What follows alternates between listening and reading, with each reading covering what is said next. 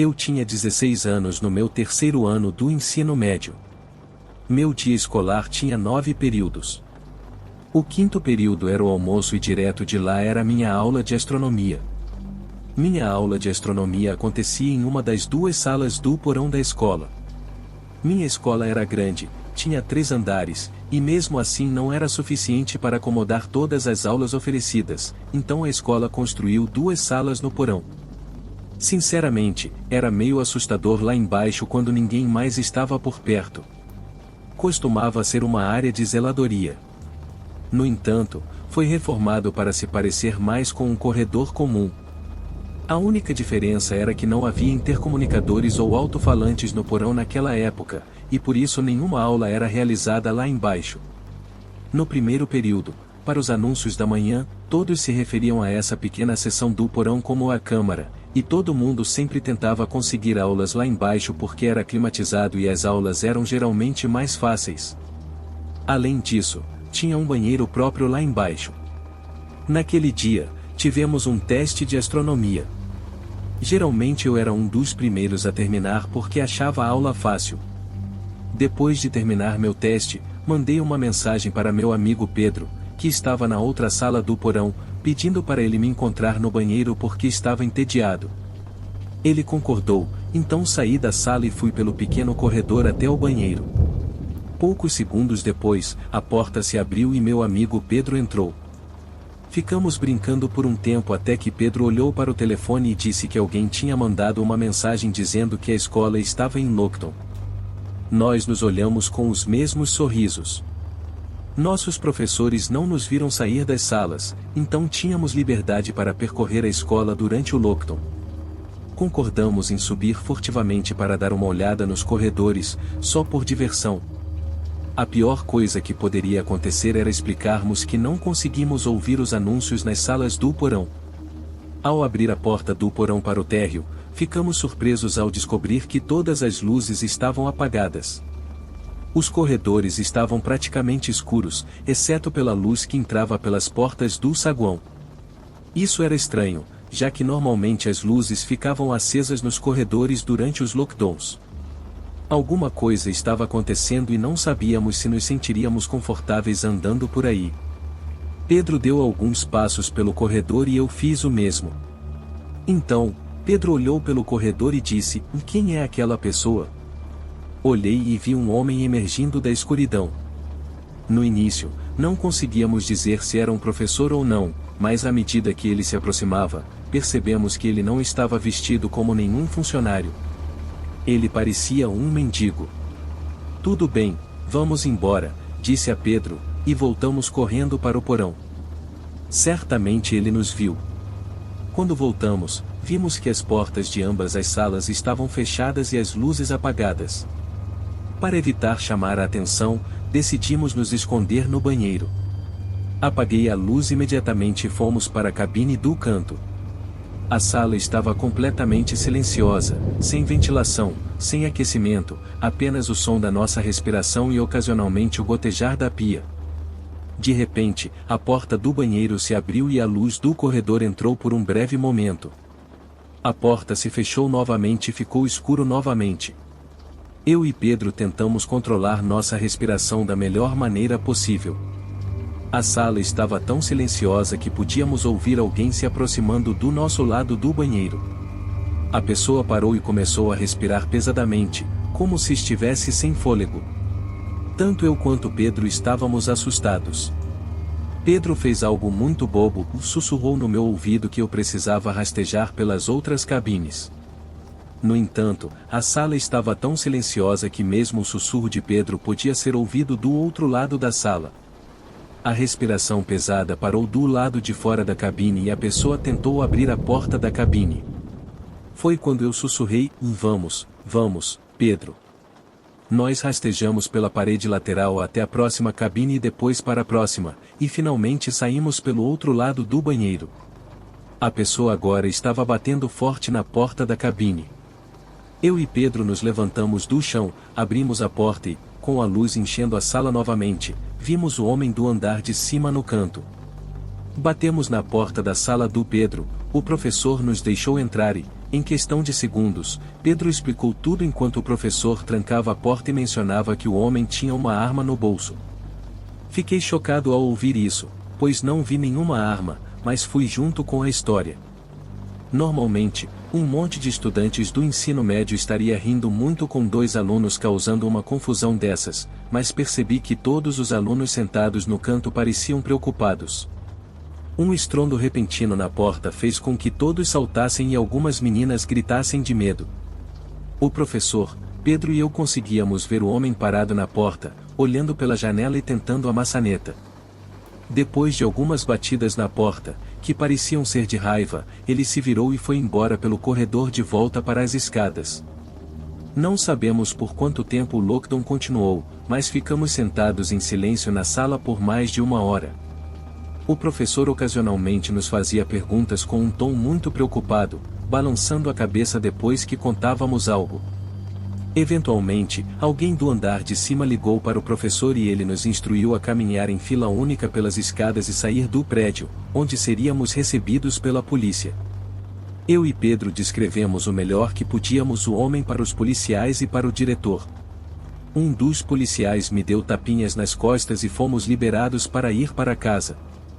Após esse incidente, a escola instalou câmeras por todos os lugares e aumentou o orçamento de segurança. Esse incidente nunca recebeu atenção da mídia, então sinceramente nunca descobrimos se a polícia pegou o cara.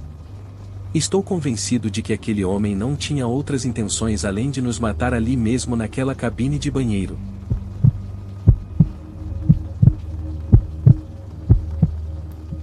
Sou um policial aposentado de Nova Jersey com 20 anos de serviço na força policial. A chamada mais perturbadora que recebi foi para um bloqueio escolar acontecendo em uma escola próxima, da qual omitirei o nome por motivos legais. Isso ocorreu em um dia sombrio e tempestuoso.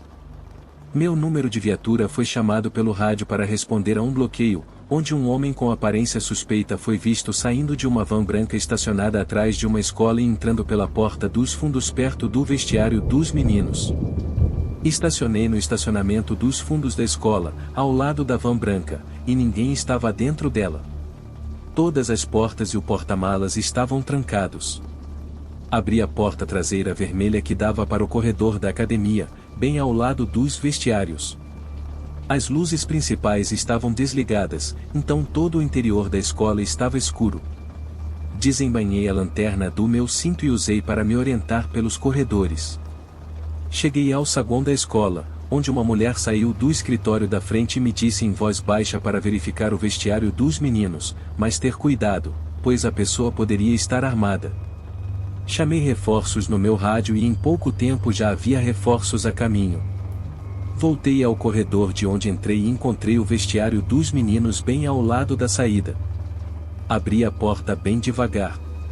Não havia janelas na sala, portanto, não havia luz alguma no vestiário, exceto a luz da lanterna.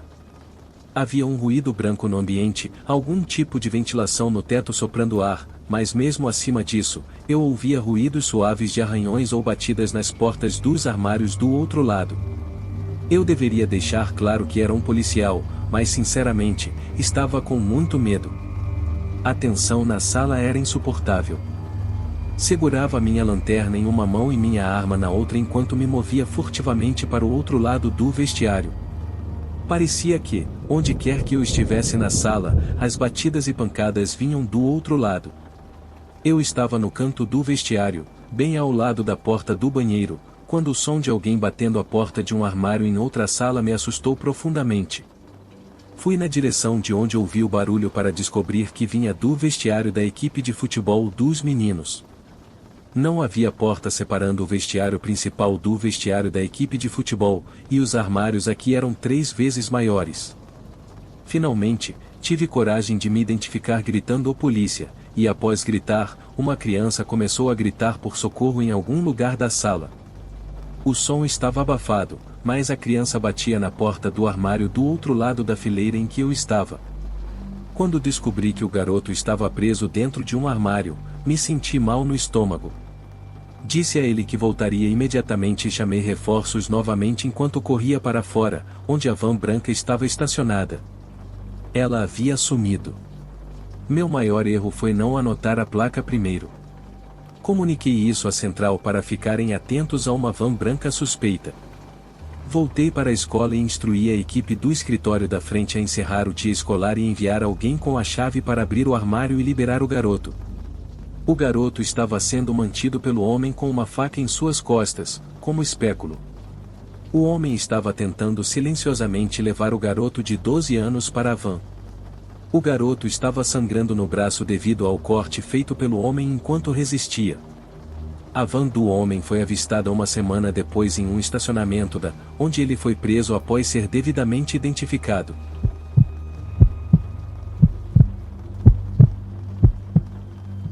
Eu estava hospedado em uma pousada em Nova Jersey quando estava visitando a Universidade Howard, uma faculdade que eu potencialmente queria frequentar.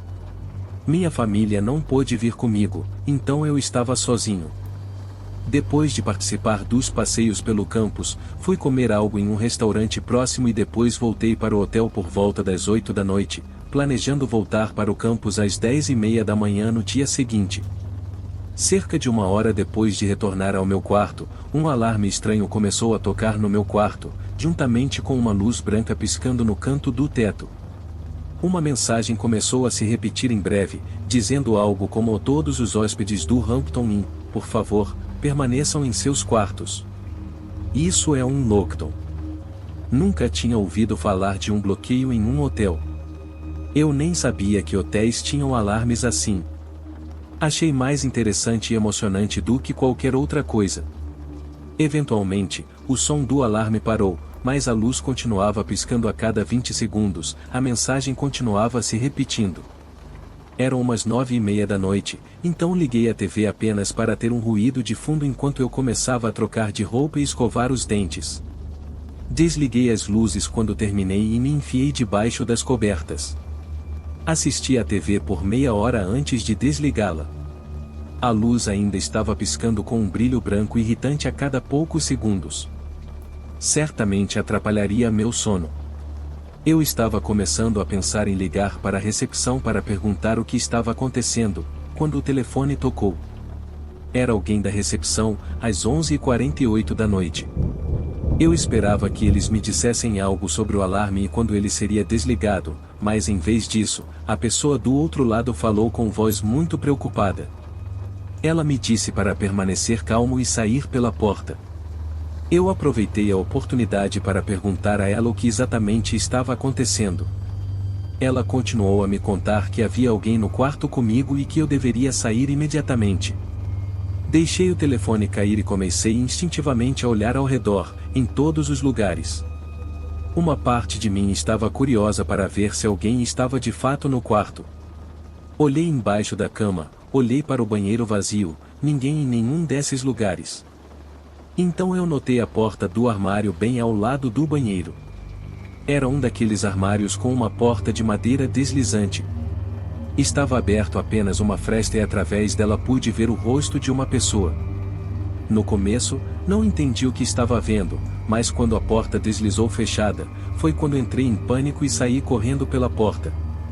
As pessoas na recepção me mostraram imagens das câmeras de segurança de uma hora antes, mostrando um homem com aparência suspeita andando pelos corredores, aparentemente procurando por um certo quarto.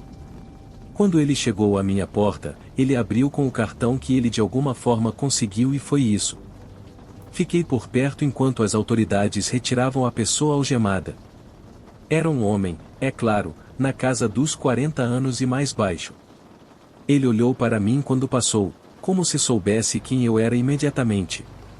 É assustador pensar que ele pode ter estado me observando por mais de uma hora daquele armário.